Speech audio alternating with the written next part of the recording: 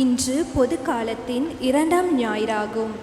இன்றைய தினம் திருப்பாலர் மறைபரப்பு ஞாயிறை இறைக்கொடையாம் பிள்ளைகளை காத்திடுவோம் எனும் கருப்பொருள் எடுத்துரைப்பதோடு எவ்வேளையிலும் எம்முடைய கடமைகள் பொறுப்புகளை உணர்ந்து வாழவும் அழைப்பு விடுவிக்கப்படுகின்றது.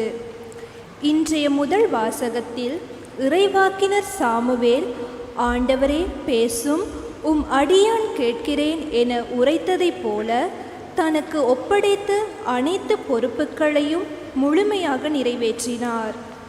2ஆம் வாசகத்தில் தூய பவுல் கொரிந்தியருக்கு எழுதிய முதல் திருமுகத்தின்படி உங்கள் உடலால் கடவுளுக்கு பெருமை சேருங்கள் என்ற பல அறிவுரைகளை முன்வைத்துள்ளார்.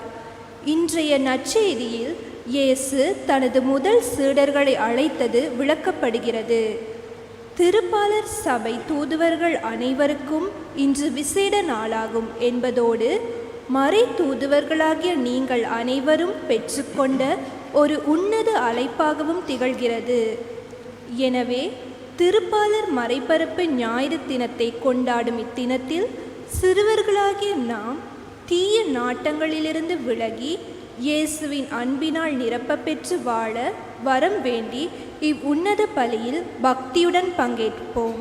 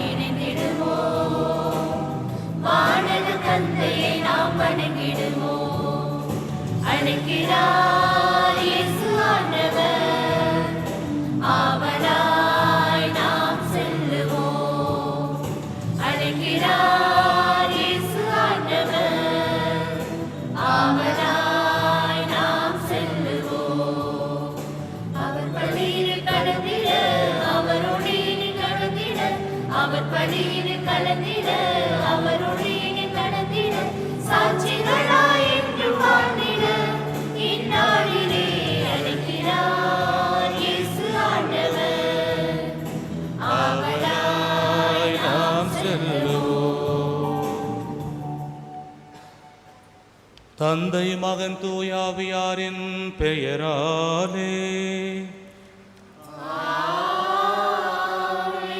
நம் ஆண்டவராகிய இயேசு கிறிஸ்துவின் அருளும் கடவுளின் அன்பும் தூயாவியானவரின் தோழமையும் உங்கள் அனைவரோடும் இருப்பதாக.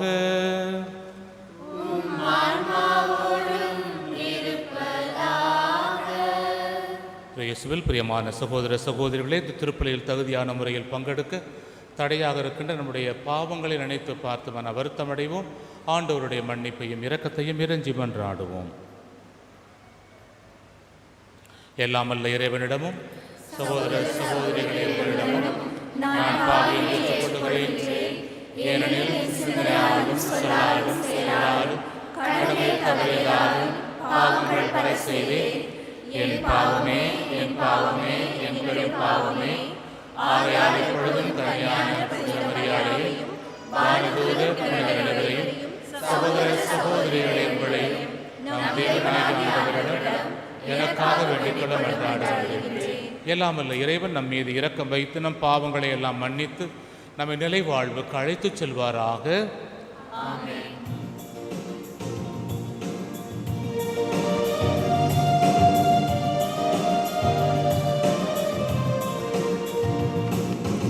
ஆண்டவரே இரக்கமாயிரும்.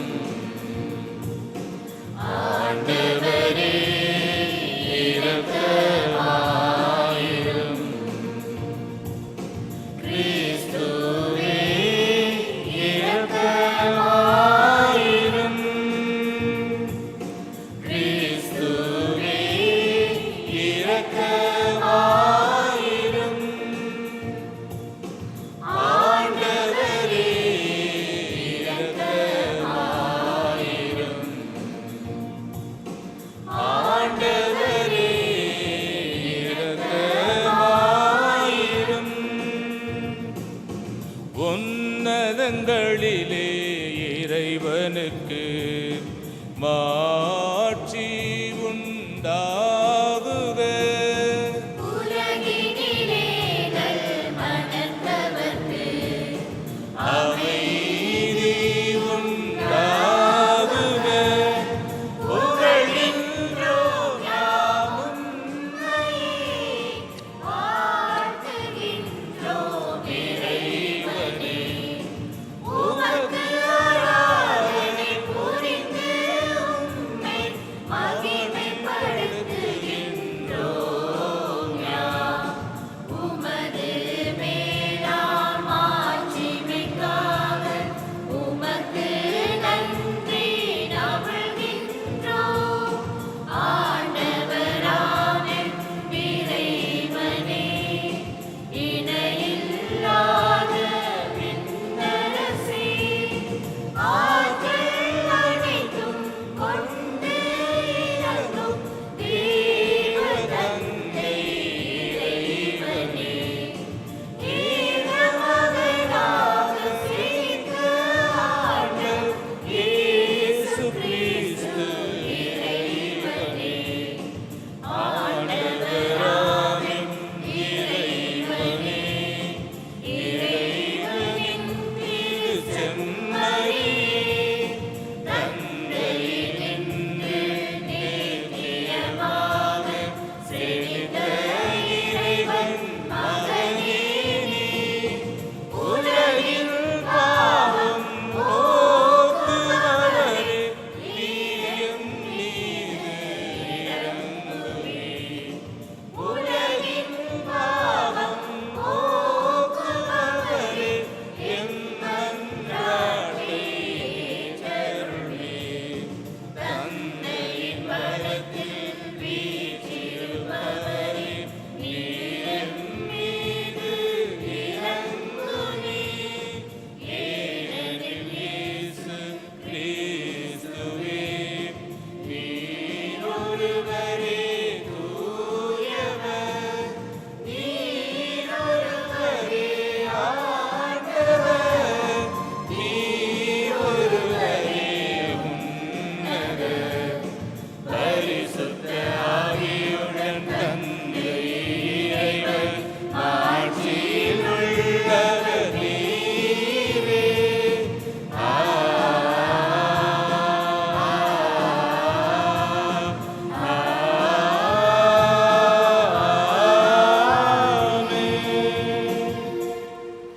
ஜெபிப்போமாக. என்றென்றும் உள்ள எல்லாம் அல்ல இறைவா, விண்ணிலும் மண்ணிலும் உள்ள அனைத்தையும் ஆண்டு நடத்துகின்றவர் நீரே. உம் மக்களின் வேண்டல்களை இரக்கத்துடன் கேட்டு எங்கள் வாழ்நாள்களில் உமது அமைதியை அளித்தருள்வீராக. உம்மோடு தூயாவியாரின் ஒன்றிப்பில் இறைவனா என்றென்றும் வாழ்ந்து ஆட்சி செய்கின்ற எங்கள் ஆண்டவரும் உம் திருமகனுமாகிய இயேசு கிறிஸ்து வழியாக உம்மை மன்றாடுகின்றோம்.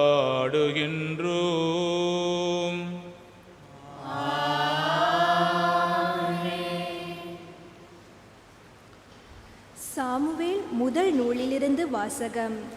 3ஆம் அதிகாரம் 3ஆம் வசனம் தொடக்கம் 10ஆம் வசனங்களும் 19ஆம் வசனங்கள் வரை.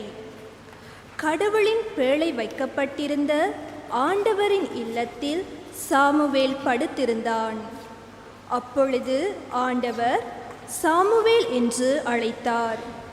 அதற்கு அவன், இதோ அடியேன் என்று சொல்லி ஏலியிடம் ஓடி, இதோ அடியேன், என்னை அழைத்தீர்களா என்று கேட்டான்.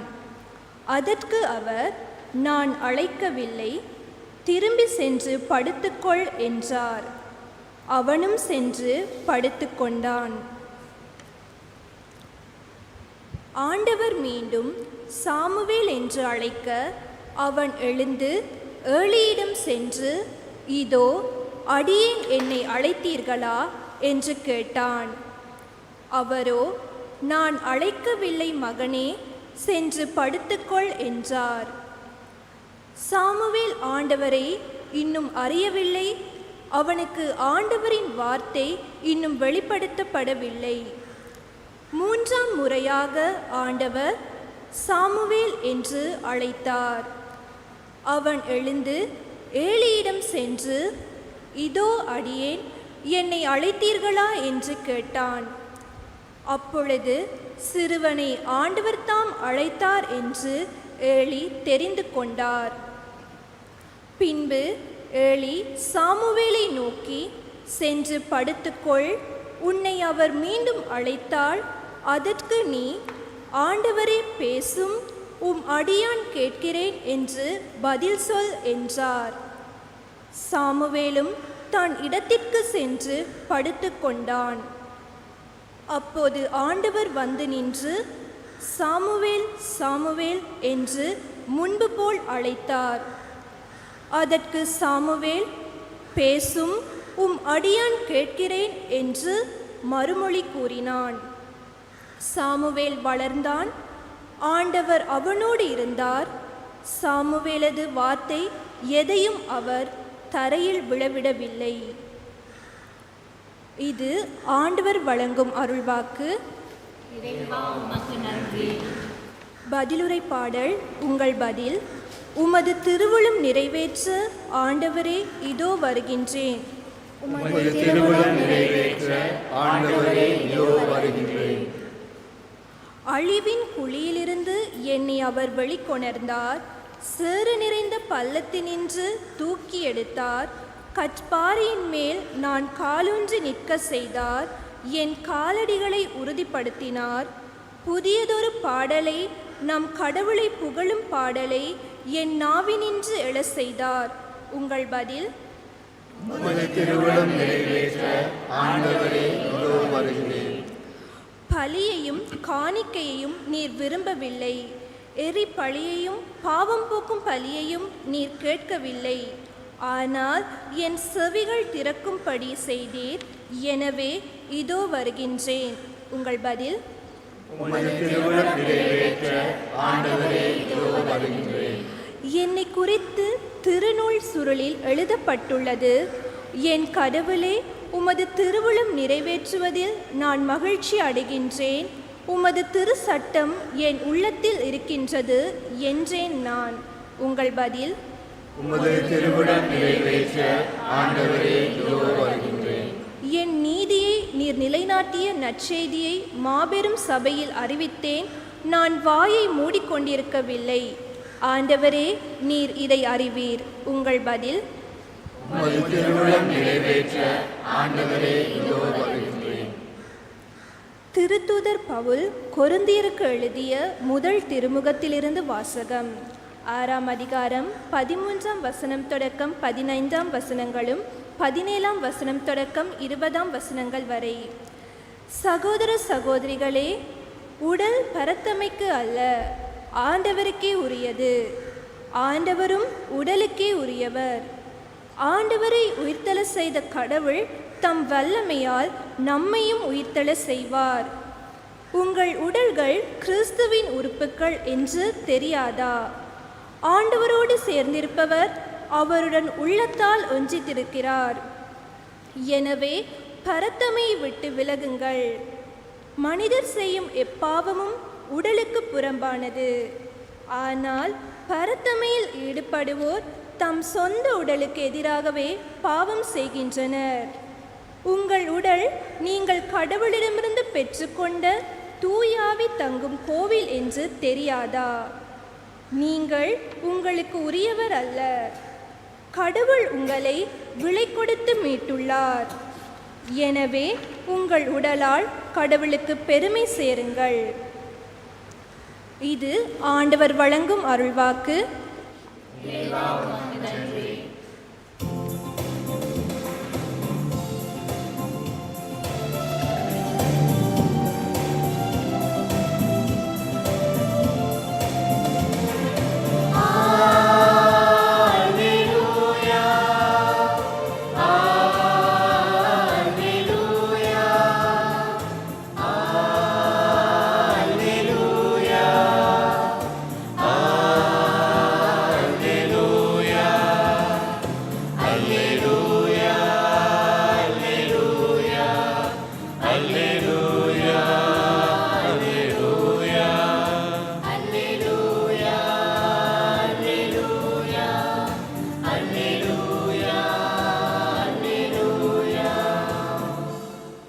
மெசியாவே, அதாவது அருள் பொழிவு பெற்றவரே கண்டோம். அருளும் உண்மையும் இயேசு கிறிஸ்து வழியாய் வெளிப்பட்டன.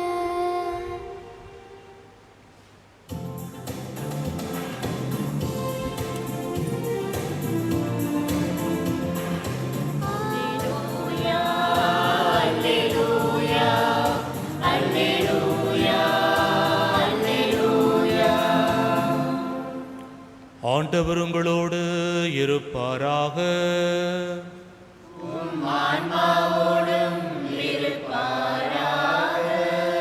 புனித யோவான் எழுதிய தூய நற்செய்தியிலிருந்து வாசகம்.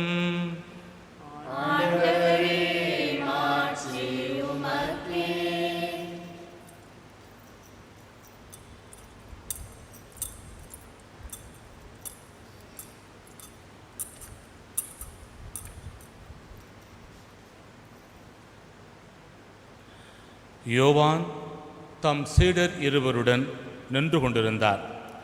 இயேசு அப்பக்கம் நடந்து சென்று கொண்டிருந்தார். யோவான் அவரை கூர்ந்து பார்த்து, இதோ கடவுளின் செம்மறி என்றார். அந்த சீடர் இருவரும் அவர் சொன்னதை கேட்டு இயேசுவை பின்தொடர்ந்தனர். இயேசு திரும்பி பார்த்து அவர்கள் தம்மை பின்தொடர்வதைக் கண்டு, என்ன தேடுகிறீர்கள் என்று அவர்களிடம் கேட்டார். அவர்கள், ரபி, நீர் எங்கே தங்கியிருக்கிறீர் என்று கேட்டார்கள். அவர் அவர்களிடம், வந்து பாருங்கள் என்றார். அவர்களும் சென்று அவர் தங்கியிருந்த இடத்தை பார்த்தார்கள். அப்போது ஏறக்குறைய மாலை 4 மணி. அன்று அவர்கள் அவரோடு தங்கினார்கள்.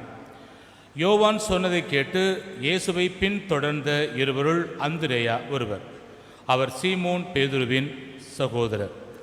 அவர் போய் முதலில் தம் சகோதரரான சீமோனை பார்த்து, மெசியாவை கண்டோம் என்றார். மெசியா என்றால் அருள் பொழிவு பெற்றவர் என்பது பொருள். பின்பு அவர் சீமோனை இயேசுவிடம் அழைத்து வந்தார். இயேசு அவரை கூர்ந்து பார்த்து, நீ யோவானின் மகன் சீமோன், இனி கேபா எனப்படுவாய் என்றார். கேபா என்றால் பாறை என்பது பொருள்.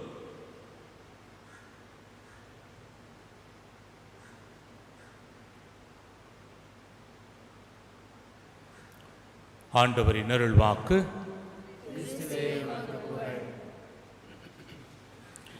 இயேசுவில் பிரியமான சகோதர சகோதரிகளே, இன்று நாம் பொதுக்காலம் 2ஆம் ஞாயிறில் அடியெடுத்து வைக்கிறோம். இன்றைய சிந்தனைகள் நமக்கு கொடுக்கின்ற செய்தி என்னவென்றால், ஆண்டவருடைய அழைப்பு அதனை சுவைக்க வந்து பாருங்கள். ஆண்டவருடைய அழைப்பு அது வரும்பொழுது வந்து பாருங்கள் என்ற ஒரு சிந்தனையை நாம் கண் முன்னால் வைக்கிறது.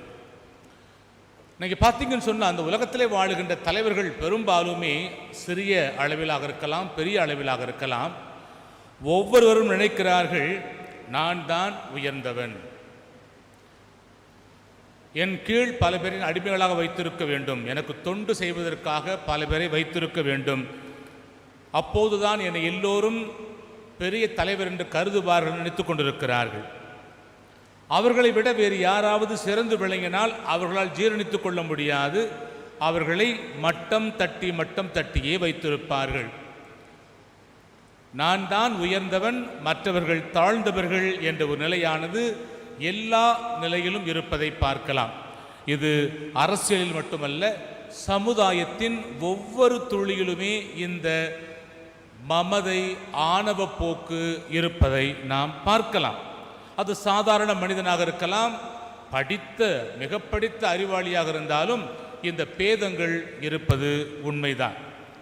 ஒவ்வொருவருமே நான் தான் சிறந்த தலைவன், நான் தான் சிறந்த அரசியல்வாதி, நான் தான் சிறந்த ஆசிரியன், அல்லது நான் தான் சிறந்த ஆன்மீகவாதி என்று சொல்லி அரசியல்வாதியாக இருந்தாலும் சரி, சாதாரண மனிதர்களாக இருந்தாலும் சரி, ஏன் ஆன்மீகவாதிகள் கூட நாங்கள் தான் உயர்ந்தவர்கள் என்று சொல்லிக் கொள்ளுகின்ற ஒரு காலகட்டத்தில் நாம் வாழ்ந்து கொண்டிருக்கிறோம்.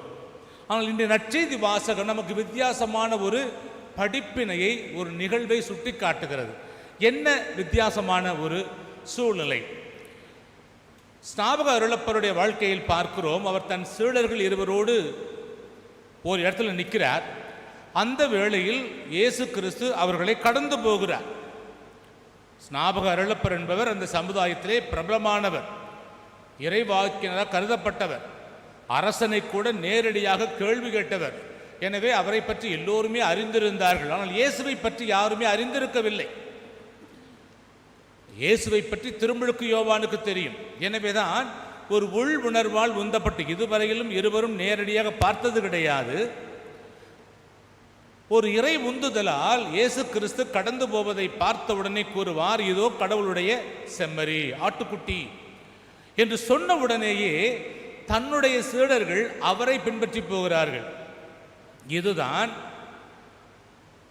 பதவி மோகத்தில் பிறரை அடிமைகளாக வைத்திருக்கின்ற தலைவர்களுக்கும், கடவுளுக்காக தங்களையே மாற்றி அமைத்து கொண்ட தலைவர்களுக்கும் உள்ள வித்தியாசம். இங்கே திருமுழுக்கு யோவான் தன்னுடைய சீடர்கள் இயேசுவை பின்பற்றி போவதை பற்றி அவர் எந்த விதமான தவறான எண்ணம் கொள்ளவில்லை. தாராளமாக அவர்களை அனுப்பி வைக்கிறார். இந்த ஒரு வார்த்தை, இதோ கடவுளுடைய செம்மறி, கடவுளுடைய ஆட்டுக்குட்டி என்ற வார்த்தை அந்த இரண்டு சீடரையும் இயேசுவின் பின்னால் போக வைத்தது என்றால் மிகையாகாது. ஒத்தமைவு நற்செய்தி என்று கூறுவோம். அதாவது முதல் 3 நற்செய்தி நூலை பார்த்தோம் என்று சொன்னால், இயேசு கிறிஸ்து தன் சீடர்களை தேர்ந்தெடுக்கின்ற பொழுது அவர் அவர்களை தேடி போவார். கடற்கரைக்கு போவார், சுங்கச்சாவடிக்கு போவார். அங்கே இருந்தவர்களை பார்த்து என் பின்னே வாருங்கள், நான் உங்களை மனிதரை பிடிப்பவராக என்று சொல்லுவார். இப்படியாக இயேசு கிறிஸ்து தான் அவர்களை தேடி சென்று அவரை பின்பற்ற சொன்னார். ஆனால் இன்றைய 4வது வாசகமான யோவானிலே பார்க்கிறோம், மனிதர்கள் இயேசுவின் பின்னால் போகிறார்கள். இந்த இருவரும் தன் பின்னால் வருவதை ஆண்டவர் பார்க்கிறார். இயேசு அவர்களை பார்த்து கேள்வி கேட்கிறார், என்ன தேடுகிறீர்கள்? அந்த கேள்விக்கு அவர்கள் பதில் சொல்ல வேண்டும். அவர்கள் மீண்டும் ஒரு கேள்வி எழுப்புகிறார். என்ன கேள்வி? நீர் எங்கே தங்கி இருக்கிறீர்? இப்போ இயேசு என்ன பண்ணியிருக்கணும்? நான் இந்த வீட்டில் இருக்கிறேன், இந்த தெருவில் இருக்கிறேன், இந்த ஊரில் இருக்கேன் சொல்லிட்டு போயிட்டே இருக்க வேண்டியதானே. அப்படி போகவில்லை. அவர் கூறுகிறார், வந்து பாருங்கள். இந்த ஒரு வார்த்தை தான், வந்து பாருங்கள் என்ற அந்த ஒரு சொல் தான் அவர்களை தொடர்ந்து போக வைத்தது, அவரோடு தங்க வைத்தது, அவரை சுவைக்க வைத்தது, அவரை அனுபவிக்க வைத்தது. அந்த இரவு பொழுது அவரோடு தங்குகின்றார்கள். ஒரு நல்ல மாணவர்களைப் போல அவருடைய வாழ்க்கை நெறியை அந்த ஒரு இரவு கற்றுக்கொண்டதை ஒரு பானை சோற்றுக்கு ஒரு சோறு பதம் என்பது போல அந்த ஒரு இரவு, அந்த ஒரு மாலை பொழுதும் ஒரு இரவும் வாழ்ந்தது அவர்களுக்கு ஒரு மிகப்பெரிய அனுபவத்தை கொடுத்தது. எனவே தான் அந்த அனுபவத்தை வாழ்ந்து காட்டுவதற்காக அந்த இருவருமே காலையில் புறப்பட்டு போகிறார்கள். அதில் ஒருவர் அந்திரேயா. இந்த அந்திரேயா என்பவர் சீமோனுடைய சகோதரன். இவர் நேரடியாக வீட்டுக்கு போய் தன் சகோதரனை பார்த்து கூறுகிறார், நாங்கள் மெசியாவை கண்டோம். மெசியா என்றால் அருள் பொழிவு செய்யப்பட்டவர், ஆண்டவரால் அபிஷேகம் செய்யப்பட்டவரை நாங்கள் கண்டோம் என்று கூறுகின்றார். இந்த வார்த்தையை கேட்டவுடன் சீமோன் என்ன பண்ணுகிறார், அந்த மெசியாவை பார்ப்பதற்காக தன் சகோதரனை அழைத்து கொண்டு வருகிறார். அல்லது அந்திரேயா தன் சகோதரனை அழைத்து கொண்டு இயேசுவிடம் வருவதை பார்க்கிறோம். இது எதை சுட்டி காட்டுகிறது? தான் பெற்ற இன்பத்தை தன்னோடு வைத்து கொள்ளாமல் அதை பிறருக்கும் பகிர்ந்து கொடுக்க வேண்டும். தன்னுடைய அந்த இறை அனுபவத்தை தான் மட்டும் வைத்து கொள்ளாமல் பிறருக்கும் கொடுக்க வேண்டும் என்ற ஒரு நல்ல செய்தியைத்தான் அந்திரேயா கொடுப்பதை நாம் பார்க்கிறோம். ஆக தன்னுடைய அனுபவத்தை பெற்றவர் தன் சகோதரனை அழைத்து வருகிறார். சீமோன் வருகின்ற பொழுது இயேசு அவரை உற்று பார்க்கிறாராம். வாசகம் கூறுகிறது, இயேசு சீமோனை உற்று பார்க்கிறார். உற்று பார்த்தவர் அவரை கேட்காமலேயே அவருக்கு இன்னொரு பெயர் கொடுக்கிறார், ஒரு புதிய பெயரை கொடுக்கிறார். என்ன சொல்லுகிறார்? உன் பெயர் சீமோன், இன்று முதல் நீ கேபா என்று அழைக்கப்படுவா என்று கூறுவார். கேபா என்றால் பாறை என்பது பொருள். இப்போ நம்ம மொழியில் பார்த்தோம் சொன்னால் ராயப்பான்னு பேர் வச்சுருப்பாங்க இல்லையா, ராய். ராய் என்பது தென்னிந்திய சொற்களில் வருகின்ற ஒரு பெயர். ராய் என்றால் பாறை. அதை அப்படியே டிரான்ஸ்லேஷன் பண்ணி தான் ராயப்பர் அப்படின்னு நம்ம கூப்பிட்டு தெரிகிறோம். மீண்டுமாய் இந்த மூல மொழிக்கு போனதன் விளைவாக பேதுரு என்று நாம் இந்த புதிய மொழிபெயர்ப்பிலே பார்க்கிறோம். ஆக இறைவன் ஒருவரை அழைக்கின்ற பொழுது ஒரு புது பெயரை வைக்கிறார், ஒரு புது பெயரை வைக்கிறார் என்பதுதான் உண்மை. எதற்காக இந்த புது பெயர் கொடுக்க வேண்டும்? இந்த புது பெயர் என்பது, நீ இனி புது வாழ்க்கை வாழப்போகிறாய், நீ பழைய ஆள் கிடையாது, இதுவரையிலும் எப்படி வாழ்ந்திருந்தாலும் பரவாயில்லை, அதை விட்டு விடுவோம். இனிமேல் நீ என்னை விரும்பி வந்த பிறகு, நான் உன்னை தேர்ந்தெடுத்து கொண்ட பிறகு உன் வாழ்க்கை பாதை மாற வேண்டும். பழையன கழிய வேண்டும், புதியன புக வேண்டும். இதுதான் போகி பண்டிகை கொண்டாடணும் இல்லையா, பொங்கல். ஆக சீடத்துவ வாழ்வுக்கும் அதுதான் அடையாளம். உன்னுடைய பழைய வாழ்க்கையெல்லாம் மூட்டை கட்டி எரித்து விட்டு அது ஒழித்து விட்டு ஒரு புதிய வாழ்க்கையை வாழ்வதற்கு நாம் தயாராக இருக்க வேண்டும். பிரியமான சகோதரனே, சகோதரியே, ஆக இயேசு சீமோனுக்கு புது பெயரை அங்கே வைக்கிறார். இது விவிலியத்திலே முதல் முறையாக வருவது கிடையாது. பல பேருக்கு ஆண்டவர் ஒரு புதிய பெயரை கொடுப்பதை பார்க்கிறோம். உதாரணமாக ஒரு சில பெயர்களை பார்க்கலாம். ஆபிராம். ஆபிராம் என்பதுதான் அவருடைய உண்மையான பெயர்.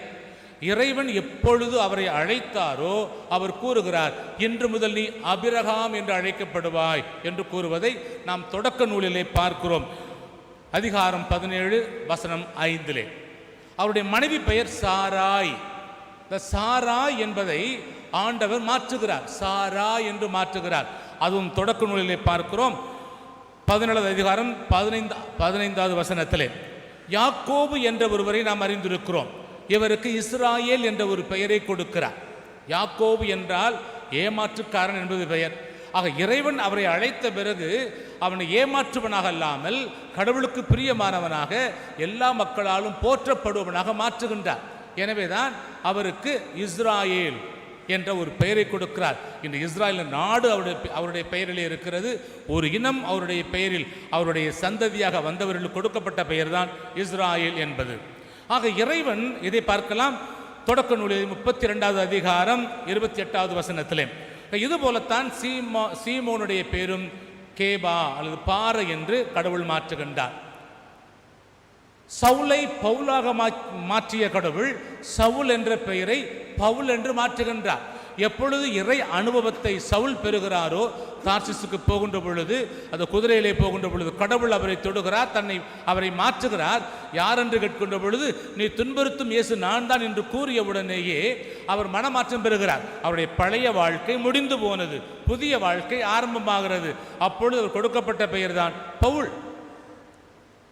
என்று புறவினத்தாரின் அப்போஸ்தலன் என்று கூறுகின்றோமே, அந்த பவுலுடைய பெயரும் சவுலாக இருந்து பவுலாக கடவுள் மாற்றியதை பார்க்கிறோம்.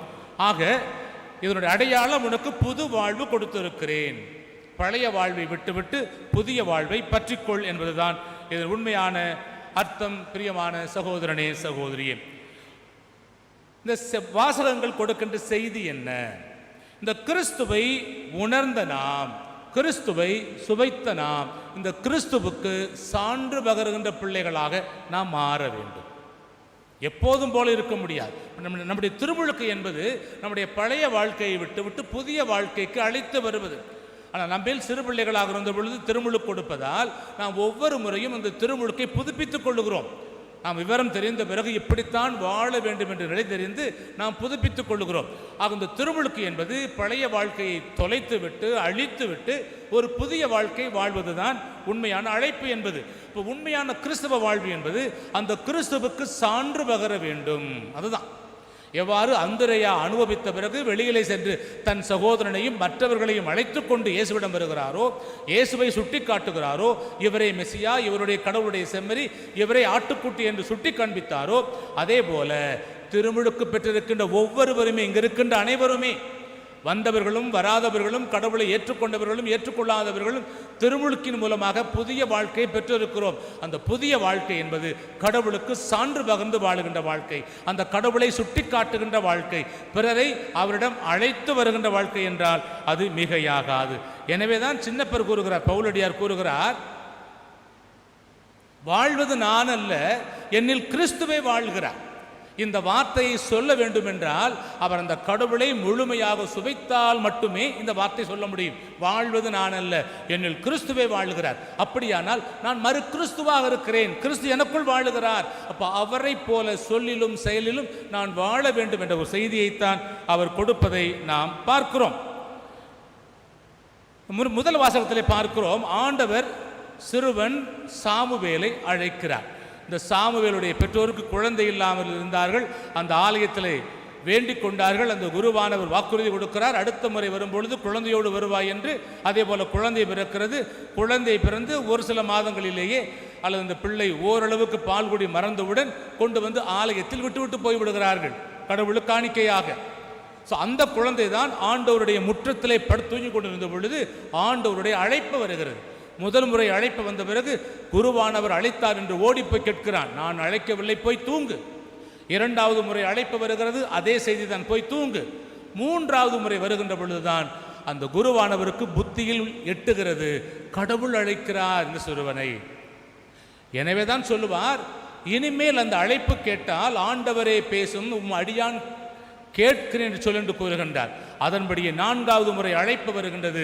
சிறுவன் தெரிந்தோ தெரியாமலோ புரிந்தோ புரியாமலோ சொல்லுகிறான், ஆண்டவரை பேசும், அடியான் கேட்கிறேன். இறைவன் அந்த சிறு வயதிலிருந்தே அவனை ஒரு குறிப்பிட்ட பணிக்காக அழைப்பதையும் அவனை இறைவாக்கினராக உயர்த்துவதையும் நாம் பார்க்கிறோம். அந்த குருவானவருடைய குடும்பம் பாவம் செய்து விலகிவிட்டதால் அந்த இடத்தில் இவரை வைத்து ஒரு புதிய இனத்தை கட்டி எழுப்ப இறைவாக்கினராக அந்த சிறுவனை தேர்ந்தெடுப்பதை பார்க்கிறோம். இரண்டாவது வாசகம் கூறுகிறது,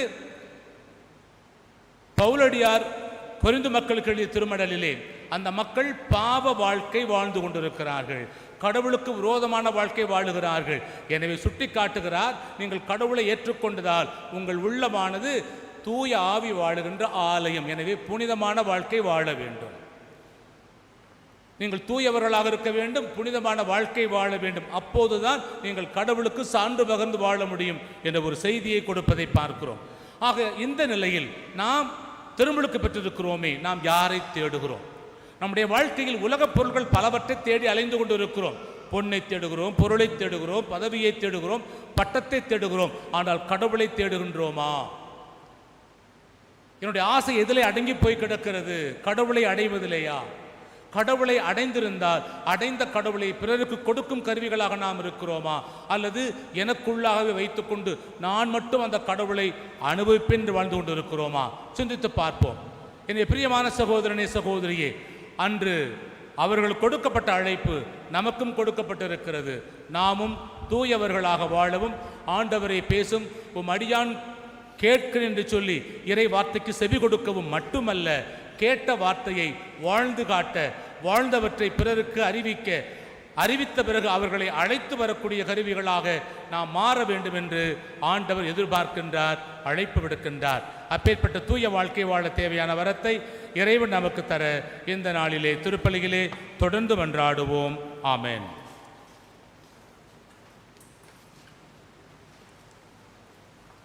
நாம் அனைவரும் எழுந்து நம்முடைய விசுவாசத்தை அறிக்கையிடுவோம். ஒரே கடவுளை நம்புகின்றேன். விண்ணகமும் மண்ணகமும் காண்பவை காணாதவை யார் படைத்த எல்லாமான தந்தை அவரே, கடவுளின் ஒரே மகனாய் உதித்த ஒரே ஆண்டவர் இயேசு கிறிஸ்துவை நம்புகின்றேன். இவர் காலங்களுக்கெல்லாம் முன்பே தந்தையிடமிருந்து பிறந்தார். கடவுளினின்று கடவுளாக, ஒளியினின்று ஒளியாக, உண்மை கடவுளினின்று உண்மை கடவுளாக உதித்தவர். இவர் உதித்தவர் உண்டாக்கப்பட்டவர் அல்ல, தந்தையோடு ஒரே பொருளானவர். இவர் வழியாகவே யாவும் படைக்கப்பட்டன. மனிதர் நமக்காகவும் நம்மளுக்காகவும் விண்ணகமிருந்து இறங்கினார். தூய ஆவியால் கன்னி மரியாவிடம் இழுத்து மனிதனானார். மேலும் நமக்காக மூன்றாம் அதிகாரத்தில் சிலுவையில் அறையப்பட்டு பாடுபட்டு இறந்து அடக்கம் செய்யப்பட்டார். மறைநூல்களின்படி மூன்றாம் நாள் உயிர்த்தெழுந்தார். விண்ணகத்துக்கு எழுந்தருளி எல்லாம் வல்ல தந்தையின் வலப்பக்கம் வீற்றிருக்கின்றார். வாழ்வோரையும் இறந்தோரையும் தீர்ப்பிட மாட்சியுடன் மீண்டும் வர இருக்கின்றார். அவரது ஆட்சிக்கு முடியாது. தந்தையிடமிருந்தும் மகனிடமிருந்தும் புறப்படும் ஆண்டவரும் உயிரளிப்பவருமான தூய ஆவியாரை நம்புகின்றேன். இவர் தந்தையோடும் மகனோடும் ஒன்றாக ஆராதனையும் ஆட்சியும் பெறுகின்றார்.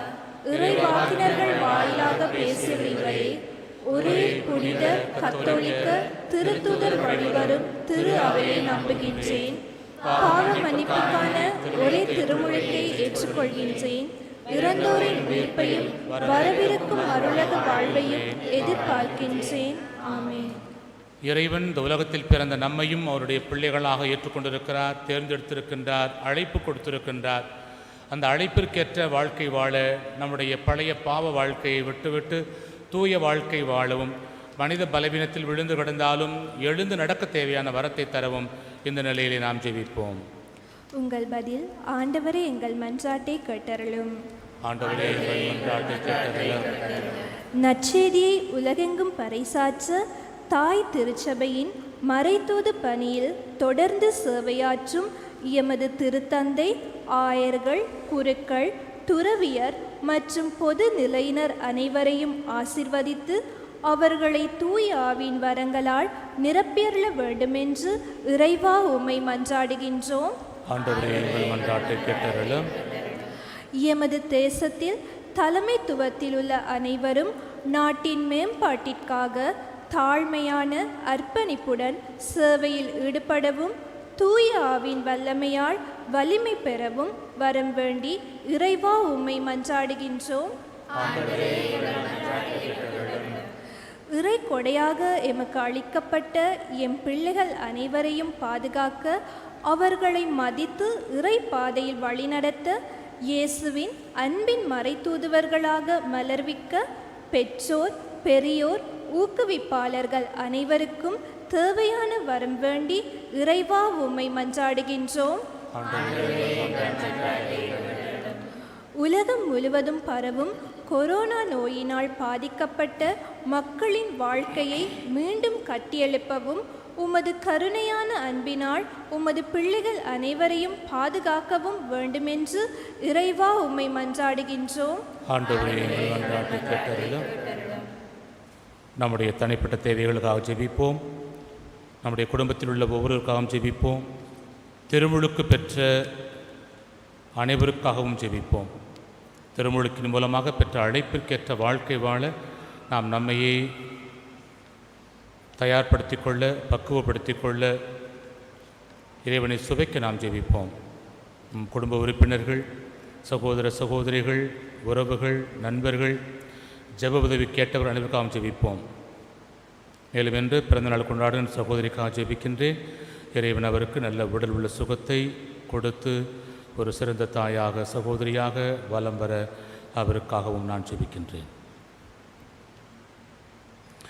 அன்பு கடவுளே இறைவா, இந்த அற்புதமான நாளை கொடுத்தது கிருபைக்கு நன்றி. ஆண்டவரே, எங்கள் ஒவ்வொருவரையும் நீர் பெயர் சொல்லி அழைத்திருக்கிறீர். எங்களுக்கு அதே பெயர்தான் இருந்தாலும் அந்த பெயருக்கேற்ற வாழ்க்கை வாழவும் உமக்கு சான்று வரக்கூடிய வரத்தையும் எங்களுக்கு தந்தருளும். மனித பலவீனத்தில் வீழ்ந்து விடுகின்ற பொழுது எங்களை தூக்கி நிறுத்தும் ஆண்டவரே. அதன் மூலமாக நாங்கள் சான்று பகர்ந்து பிறரையும் உம்பால் அழைத்து வரக்கூடிய நற்செய்தியின் தூதுவர்களாக சுட்டி காட்டுகின்றவர்களாக திருமுழுக்கு யோவானைப் போல நாங்களும் உங்களுடைய வழியை ஆயத்தப்படுத்தக்கூடியவர்களாக மாற வாழ வரம் தாரும். ஜபத்தை எல்லாம் எங்கள் ஆண்டவராகிய கிறிஸ்து வழியாக உம்மை பார்த்து மன்றாடுகின்றோம். ஆமென்.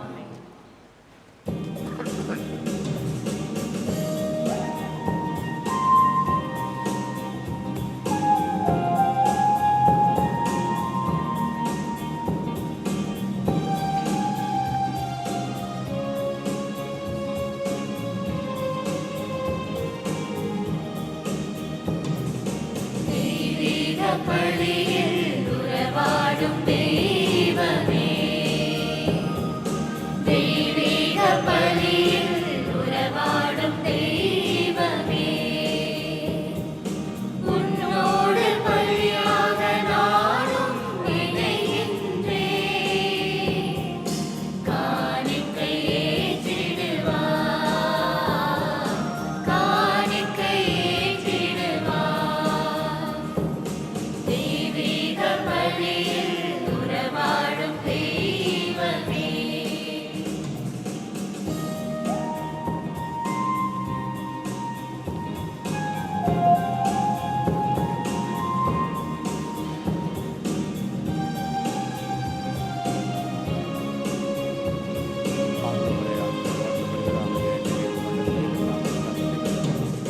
காலம் காணும் மொழியெல்லாம் என் தேவன் தந்த காணிக்கை. வானம் காணும் மொழியெல்லாம் என் தேவன் தந்த காணிக்கை. வேகம் சிந்தும் துளியெல்லாம் என் தேவன் தந்த காணிக்கை. வேகம் சிந்தும் துளியெல்லாம் என் தேவன் தந்த காணிக்கை. இந்த நினைவில் எந்தன் வாழ்வை காணிக்கை தந்தேன் உன் மலர் பாதம். தெய்வீக பலியில் உறவாடும் தெய்வமே, தெய்வீக பலியில் உறவாடும் தெய்வமே, உன்னோடு பலியாக நானும் இணைகின்றேன். காணிக்கை ஏற்றிடுவார், காணிக்கை ஏற்றிடுவார். தெய்வீக பலியில் உறவாடும் தெய்வமே.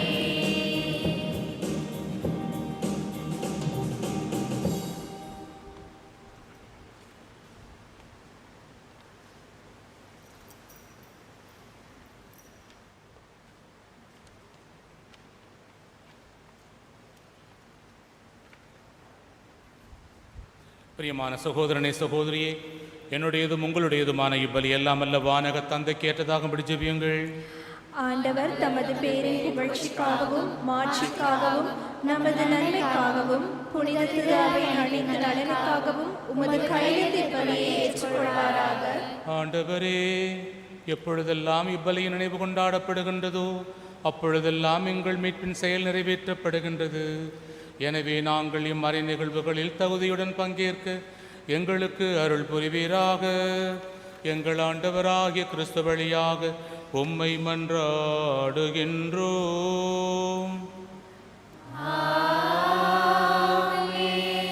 ஆண்டவர் உங்களோடு இருப்பாராக. உம் ஆன்மாவோடும் இருப்பாராக.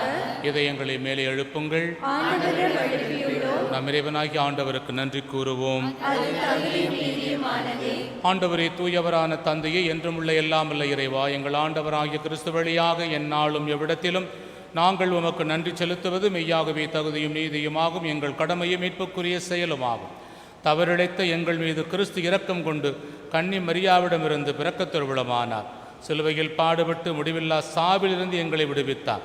இறந்தோரிடமிருந்து உயிர்த்தெழுந்து நிலை வாழ்வை எங்களுக்கு அருளினார். ஆகவே வானதூதர் முதன்மை வானதூதரோடும் அரியணையில் அமர்வோர் தலைமை தாங்குவோரோடும் வான் படைகளின் அணிகள் அனைத்தோடும் சேர்ந்து நாங்கள் உமது மாட்சியை புகழ்ந்து முடிவின்றி சொல்வதாவது: தூயவர் தூயவர் தூயவர் வான்படைகளின் கடவுளாம் ஆண்டவர் விண்ணகமும் மன்னகமும் ஆட்சியாக நிறைந்துள்ளன. உன்னதங்களிலே ஓசன்னா. ஆண்டவர் பெயரால் வருகிறவர் ஆசீர் பெற்றவர். உன்னதங்களிலே ஓசன்னா. ஆண்டவரே, நிர்மையாகவே தூயவர், தூய்மை அனைத்திற்கும் ஊற்று. ஆகவே உம்முடைய ஆவியை பொழிந்து இக்காணிக்கைகளை தூய்மைப்படுத்த உம்மை வேண்டுகின்றோம். இவ்வாறு எங்கள் ஆண்டவர் இயேசு கிறிஸ்துவின் உடலும் இரத்தமுமாக எங்களுக்கு இவை மாறுவனவாக. அவர் பாடுபட விளங்கணிந்து தம்மை கையளித்த போது அப்பத்தை எடுத்து நன்றி செலுத்தி அதை பிட்டு தம் சீடர்களுக்கு அளித்து கூறியதாவது: அனைவரும் இதிலிருந்து பெற்று உண்ணுங்கள், ஏனெனில் இது உங்களுக்காக கையளிக்கப்படும் என் உடல்.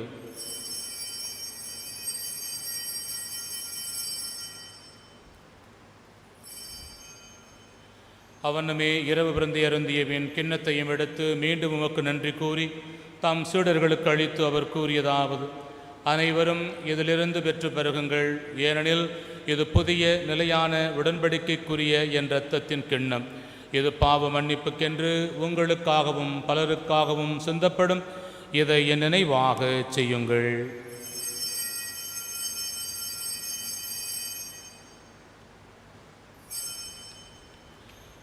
நம்பிக்கையின் மறைப்பொருள். ஆண்டவரே, நீர் வருமளவும் உமது இறப்பினை அறிக்கையிடுகின்றோம், உமது உயிர்ப்பினையும் எடுத்துரைக்கின்றோம். ஆகவே ஆண்டவரே, நாங்கள் கிறிஸ்துவின் இறப்பினையும் உயிர்ப்பினையும் நினைவு கூர்ந்து வாழ்வு தரும் அப்பத்தையும் மீட்பளிக்கும் கிண்ணத்தையும் உமக்கு ஒப்புக் கொடுக்கின்றோம். உம் திருமுன்னின்று உமக்கு ஊழியம் புரிய தகுந்தவர்கள் எங்களை ஏற்றுக்கொண்டீர். எனவே உமக்கு நன்றி செலுத்துகின்றோம். மேலும் கிறிஸ்துவின் உடலிலும் இரத்தத்திலும் பங்கு கொள்ளும் எங்களை தூயாவியார் ஒன்று சேர்க்க வேண்டுமென உம்மை தாழ்மையுடன் மன்றாடுகின்றோம். ஆண்டவரே, உலகெங்கும் பரவியிருக்கும் உமது திரு அவையை நினைவு கூர்ந்தருளும். எங்கள் திருத்தந்தை பிரான்சிஸ், எங்கள் ஆயர் மால்கம் ரஞ்சித், எல்லா திரு நிலையினர் ஆகிய அனைவரோடும் உமது திரு அவை அன்பில் நிறைவு பெறச் செய்தருளும். உயிர்த்தெழும் எதிர்நோக்குடன் தொழில் கொள்ளும் எங்கள் சகோதர சகோதரிகளையும் இறந்தோர் அனைவரையும் இரக்கத்துடன் நினைவு கூர்ந்து உமது திருமுக ஒளியினுள் ஏற்றருளும். எங்கள் அனைவர் மீதும் இரக்கமாயிரும். கடவுளின் கன்னித்தாயான புனித மரியா, அவருடைய கணவரான புனித யோசேப்பு, புனித திருத்தூதர்கள், இவ்வுலகில் உமக்கு உகந்தவராயிருந்தோர் ஆகிய புனிதர் அனைவருடனும் நாங்கள் நிலை வாழ்வில் பங்கு கொள்ளும் தகுதி பெற்று உம் திருமகனேசு கிறிஸ்து வழியாக உம்மை புகழ்ந்தேத்தும் வரமருள உம்மை மன்றாடுகின்றோம்.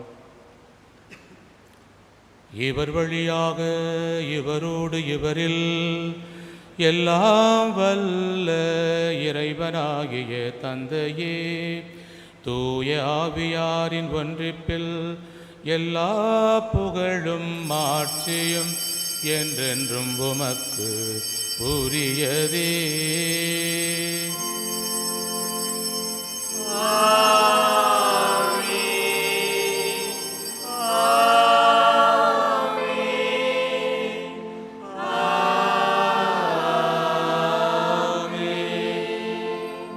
மீட்பரின் கட்டளையால் கற்பிக்கப்பட்டு இறை படிப்பினையால் பயிற்சி பெற்ற அனைவரும் துணிந்து சொல்வோம்: விண்ணுலகில் இருக்கிற எங்கள் தந்தையே, உமது பெயர் தூயது என போற்ற பெறுக, உமது ஆட்சி வருக, உமது திருவுளம் விண்ணுலகில் நிறைவேறுவது போல மண்ணுலகிலும் நிறைவேறுக. எங்கள் அன்றாட உணவை இன்று எங்களுக்கு தாரும். எங்களுக்கு எதிராக குற்றம் செய்வோரை நாங்கள் மன்னிப்பது போல எங்கள் குற்றங்களை மன்னியும். எங்களை சோதனைக்கு உட்படுத்தாதேயும், தீமையிலிருந்து எங்களை விடுவித்தருளும். ஆண்டவரே, தீமை அனைத்திலுமிருந்தும் எங்களை விடுவித்து எங்கள் வாழ்நாளில் அமைதியை கனிவுடன் அருள உம்மை மன்றாடுகின்றோம். உடைய இரக்கத்தின் உதவியால் நாங்கள் பாவத்திலிருந்து எப்போதும் விடுதலை பெற்றவர்களாய் யாதொரு கலக்கமுமின்றி நலமாயிருப்போமாக. நாங்கள் எதிர்நோக்கி இருக்கும் பேரின்பத்திற்காகவும் எம் மீட்பராகிய இயேசு கிறிஸ்து வருகைக்காகவும் காத்திருக்கின்றோம். ஆண்டவரே இயேசு கிறிஸ்துவே, அமைதியை உங்களுக்கு விட்டுச் செல்கின்றேன், என் அமைதியை உங்களுக்கு அளிக்கின்றேன் என்று உம் திருத்தூதர்களுக்கு மொழிந்தீரே. எங்கள் பாவங்களை பாராமல் ஒரு திரு அவையின் நம்பிக்கையை கண்ணோக்கி ஒரு திருவிழத்திற்கு ஏற்ப அதற்கு அமைதியையும் ஒற்றுமையையும் அளித்தருள்வீராக. என்றென்றும் வாழ்ந்து ஆட்சி செய்கின்றவர் நீரே. ஆண்டவருடைய அமைதி உங்களோடு என்றும் இருப்பதாக. கிறிஸ்து இயேசு கொண்டு வந்த அந்த முழுமையான அமைதியை நாம் ஒருவர் பிறரோடு மகிழ்ச்சியாய் பகிர்ந்து கொள்வோம். அமைதி.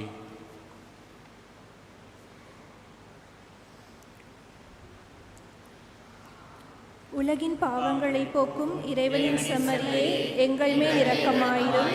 உலகின் பாவங்களை போக்கும் இறைவனின் செம்மறியே எங்கள் மேல் இரக்கமாயிரும். உலகின் பாவங்களை போக்கும் இறைவனின் செம்மறியே எங்களுக்கு அமைதியை அளித்தருளும். இதோ இறைவனின் செம்மறி, இவரே உலகின் பாவங்களை போக்குகின்றவர்.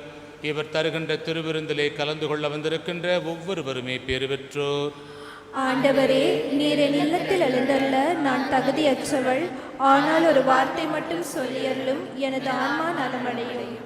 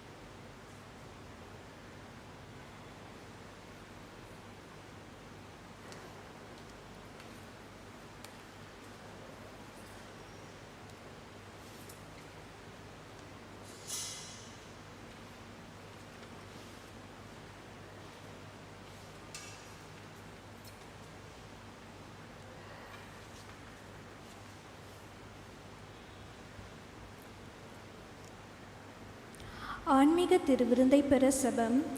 என் இனிய இயேசுவே, தூய நற்கருணையில் நீர் உண்மையாகவே பிரசன்னமாய் இருக்கிறீர் என்பதை நான் நம்புகிறேன். இந்த உலகத்தில் உள்ள எல்லா பொருள்களையும் விட உம்மை நான் அன்பு செய்கிறேன்.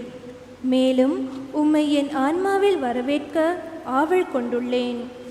ஆனால் உம்மை இப்போது நற்கருணை வடிவத்தில் பெற முடியாத காரணத்தினால் ஆன்மீக வடிவில் என் உள்ளத்தில் எழுந்து வாரும்.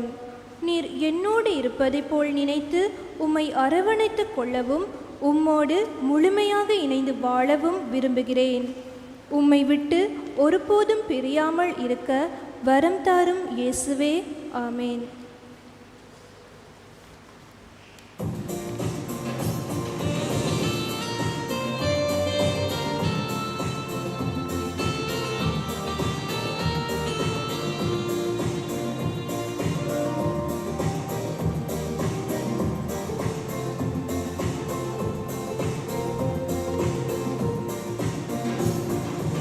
இதயத்திலே கோயில் செய்தேன் எழு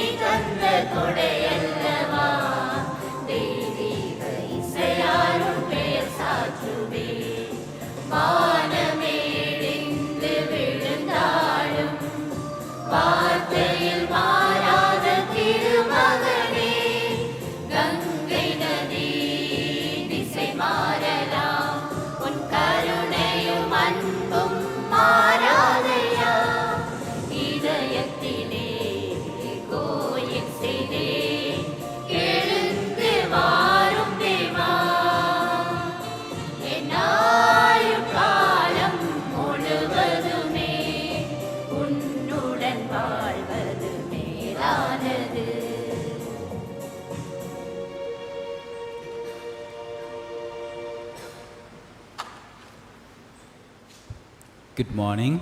Good morning, Father. සහෝදර සහෝදරිනි අපි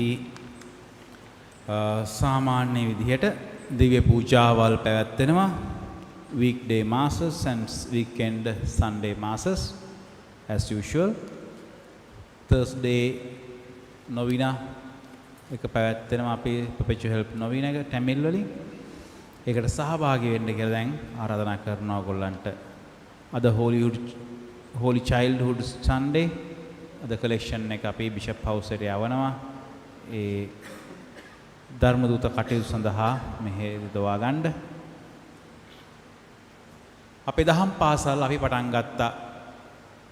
දැන් අපි අද අපේ දෙමළ දහම් පාසල පැවැත්වුවා නේද? 4 වසර සහ 11 වසර. අපි අද මීටින් එකක් තියෙනවා ටීචර්ස්ලාත් එක්ක කතා කරන්න යන්නේ Bishop House එකෙන් දැනුම් දීලා තියෙනවා පියවරෙන් පියවර පන්ති පටන් ගන්න කියලා grade 11 5 to 11 වගේ පටන් ගන්න අපි 30th ඉඳලා පටන් ගන්න මේ මාසේ 30 වෙනිදා ඉඳන් පටන් ගන්න බලාපොරොත්තු වෙනවා.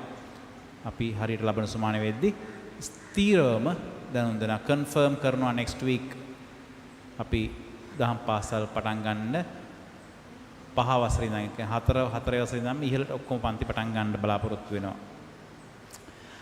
ඉතින් සහෝදර සහෝදරියනි තාමත් අපේ ළමයි ඉගෙන ගන්නේ බිම වැටිගෙන තැන් වල වැටිගෙන දහම් පාසල ගොඩ නැගිල්ලක් අපිට නැති එක ප්‍රශ්නය. අවුරුදු ගාණක් තිස්සේ තිබුණ එකට දැන් ඔන්න විසඳුමක් පේනවා මානෙ තියෙනවා.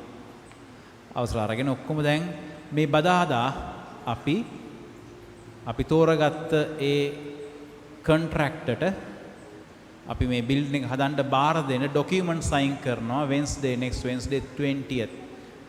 ප්‍රේ කරන්න ඕන අපි ඒකට ඒ යාඥා කරන්න ඕන අපි අලුත් බිල්ඩින් එක කැටගිසම් ස්කූල් බිල්ඩින් එක වෙනුවෙන් යාඥා කරන්න ඕන. උගලන් ඉල්ලනම හැමදාම ගෙදර යාඥා කරද්දි පර්සනල් ප්‍රයාස වලදී මේක කියලා යාඥා කරන්න කියලා. ඒකම සහෝදර සහෝදරියනි ඔබගේ උදව්ව ලබා දෙන්න පුළුවන් විදිහට Tamil Family Life Committee එකෙන් ඒ කොටු පුරවනවා කාඩ් එකක් තියෙනවා brick for centuries කියලා. ඒකට පුළුවන් විදිහට සහයෝගය ලබා දෙන්න. English Family Life Committee එකෙන් raffle draw එකක් ලෑස්ති කරලා තියෙනවා. ඒගොල්ලෝ ටිකට්ස් විකුණනවා. ඒකට උදව් කරන්න. ඊට අමතරව ඔබට පුළුවන්කමක් තියෙනවා නම් වැඩිපුර ගාණක් දෙන්න. පොඩියට හරි කමක් නැහැ. ඇවිල්ලා ඔෆිස් එකට ඇවිල්ලා ඕගොල්ලන්ගේ නමින් ඒක ආධාරයක් දීලා උදව් කරන්න මේ බිල්ඩින් එක හදන්න. සහෝදර සහෝදරියනි අපි මේ මාසේ අන්තිම ඉරිදා 31 වෙනිදා වෙඩින් ඇනිවර්සරි සෙලිබ්‍රේට් කරනවා මේ මාසේ ජනවාරි මාසේ මැරි කරපු කපල්ස් වලට. ඒකට 31 වෙනිදා Tamil Family Life Committee එක ඕගනයිස් කරන්න එක කපල්ස් කරුණාකර දාට එන්න. අපි දැන් නැගිටලා ඒ අපේ යාඥාව උච්චාරණය කරමු. Prayer for the new Catechism School building. புதிய மறைக்கல்வி வகுப்பு கட்டிடம் கட்டியெழுப்ப செபம். அன்பு கடவுளே இறைவா, எம் திரேசால் பங்கின் மீது இத்தனை ஆண்டுகளாக உமது ஆசீரை பொழிந்து வருவதற்கு நன்றி கூறுகின்றோம். அர்ப்பணமுள்ள பெற்றோர், மறையாசிரியர்கள் மற்றும் பங்கு மக்களின் சாட்சிய வாழ்க்கை மூலமாக எம் பங்கு குடும்ப பிள்ளைகளை விசுவாசத்தில் வளர்த்து அவர்களை இறைமகன் இயேசுவிற்கு நெருக்கமாக வர உற்சாகப்படுத்துகின்றீர். எங்கள் பிள்ளைகளின் விசுவாசத்தை கட்டியெழுப்ப அவர்களை வழிநடத்த எங்களுக்கு ஒரு கட்டிடம் தேவை. எனவே உமது தூய ஆவியானவரை எம்முள் அனுப்பி எங்கள் எதிர்கால சந்ததியினர் உம்மை அறியவும் அவர்களும் சேவை மனப்பான்மையோடு இந்த பங்கை கட்டியெழுப்ப துணை புரியும். உமது இறை பராமரிப்பில் நாங்கள் நம்பிக்கை வைக்கின்றோம். நாங்கள் எடுக்கும் இம்முயற்சிக்கு பரந்த மனதோடு உதவி செய்யும் ஒவ்வொருவருக்காகவும் செபிக்கின்றோம். அவர்கள் தங்கள் பொருளாதார உதவி மூலமாகவும் மேலும் தங்களின் திறமைகளையும் பயன்படுத்தி நற்செய்தி பணியை தொடரவும் இறை அரசை கட்டியெழுப்பவும் துணையாக இருந்தருளும். இந்த உன்னதமான பணியில் ஈடுபடவிருக்கும் ஒவ்வொருவரையும் பராமரித்து பாதுகாத்து தொடங்கி இருக்கின்ற இந்த பணியை நல்ல விதமாக நிறைவு பெற செய்வீராக. இடைவிடா சகாய அன்னையே, எங்களுக்காக வேண்டிக் கொள்ளும். பங்கின் பாதுகாவலியான புனித திரேசாலே, எங்களுக்காக வேண்டிக் கொள்ளும். இலங்கை நாட்டின் அப்போஸ்தலரான புனித யோசப் வாசே, எங்களுக்காக வேண்டிக் கொள்ளும். புனித அல்போன்சியாரே, எங்களுக்காக வேண்டிக் கொள்ளும். புனித ஜெராட் மஜேலாவே, எங்களுக்காக வேண்டிக் கொள்ளும். සෞදරණය වගේ මතක් කරනවා අපි මාස්ක් එක දාගෙන ඉන්න දිව්‍ය පූජා වෙලාවේ එළියෙත් එහෙමයි ලං වෙලා ඔයාලට කතා කරන්න යන්න එපා පරිස්සම් වෙන්න හැමදාම පූජාවට එද්දි ඔයගොල්ලන් නම් ලියලා කරුණා කරලා දේවස්ථාන ඇතුළට එන්න අපිට ඒක අවශ්‍ය වුණොත් පාවිච්චි කරන්න වෙනවා ඒ නිසා ඒ කරුණා කරලා ඒ හෙල්ත් ගයිඩ්ලයින්ස් ෆලෝ කරන්න කියලා ඉල්ලා සිටිනවා හැමෝටම God bless you வருகிற 24ஆம் தேதி தமிழ் திருப்பலியின் பின் திருவழிபாட்டு கூட்டம் நடைபெறும். அனைவரும் தவறாது கலந்து கொள்ளுமாறு கேட்டுக்கொள்ளப்படுகின்றீர்கள். மன்றாடுவோமாக. ஆண்டவரே, உமது அன்பின் ஆவியை எங்கள் மீது பொழிந்தருளும். எவ்வாறு ஒரே விண்ணக உணவால் நிறைவு பெற்ற நாங்கள் ஒரே பரிவிரக்கத்தால் ஒருமனப்பட்டிருக்கச் செய்வீராக. எங்கள் ஆண்டவராகிய கிறிஸ்து வழியாக உம்மை மன்றாடுகின்றோம்.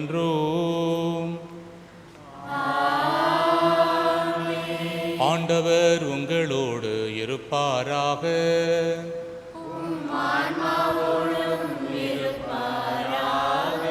எல்லாம் வல்ல இறைவன் தந்தை, மகன், தூயாவியார் உங்கள் அனைவரையும் நிறைவாய் ஆசீர்வதிப்பாராக.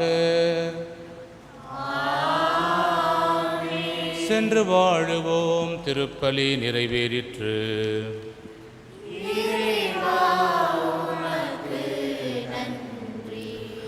நம் நாட்டுக்காக தேவதாயாருக்கு செபம்.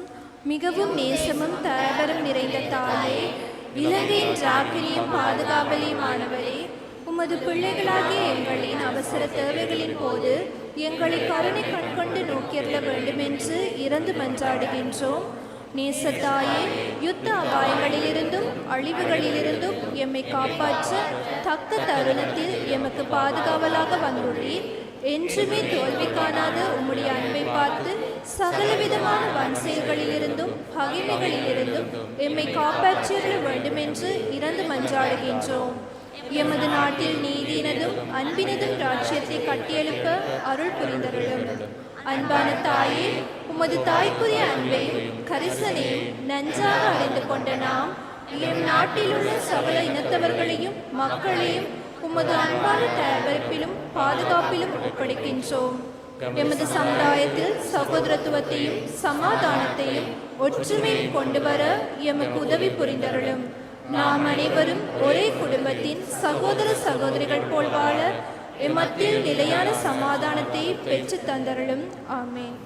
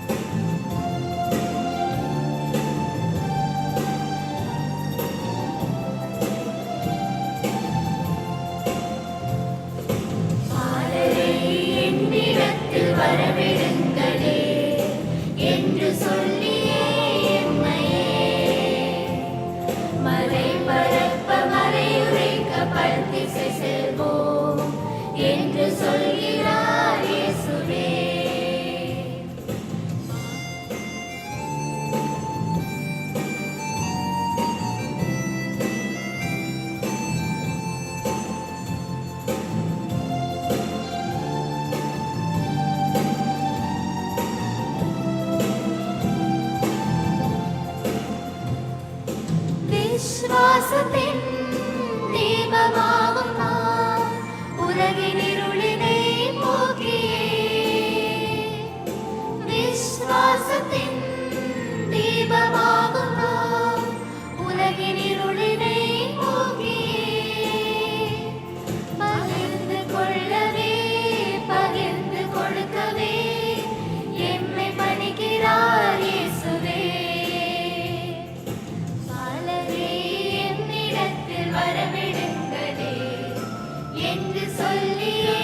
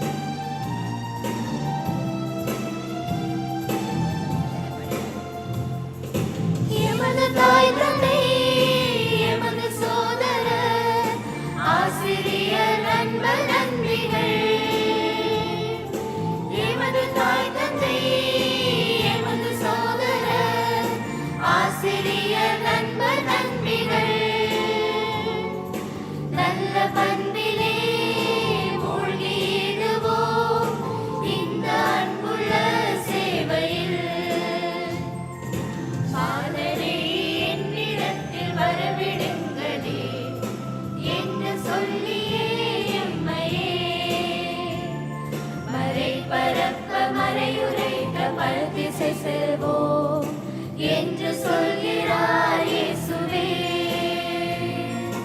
என்று சொல்கிறார் இயேசுவே என்று சொல்கிறார் இயேசுவே.